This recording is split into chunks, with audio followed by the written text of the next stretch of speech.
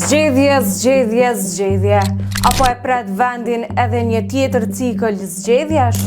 Kanë mbetur vetëm edhe 2 javë deri në afatin kushtetues për zgjedhjen e presidentit të ri, por skena politike në Kosovë po vazhdon të mbetet e bllokuar pa asnjë sinjal për marrëveshje. Në vend të zgjidhjes, partitë po vazhdojnë me akuza të ndërsjellta.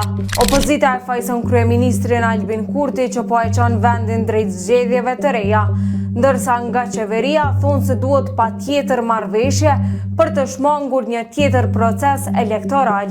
E gjithë kjo situatë vjen pas një viti ku Kosova ka kaluar me tensione politike dhe procese zgjedhore, duke bërë atmosferën politike gjithnjë e më të lodhshme për qytetarët. Aktualisht vetëvendosi dhe partnerët e saj kanë 66 deputet, PDK 22, LDK 15 dhe AAK 6, por për zgjedhjen e presidentit nevojitën mbi 80 vota në 2 rundet e para.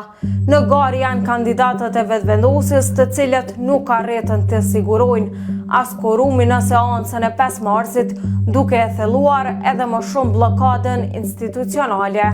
Në ndërkohë, takimet politike mes liderëve kanë nisur, por pas një marrëveshje konkrete. Lumir Abdigjiko është takuar me Kurtin, por pa rezultat, ndërsa PDK kërkon takim formal mes Kurtit dhe Hamzës. Gjersa Ramush Haradinaj ende nuk është ftuar në tavolinë. Gjykata kushtetuese ka vendosur afat deri me 28 prill. Nëse nuk arrihet marrëveshje, vendi shkon sërish në zgjedhje brenda 45 ditësh.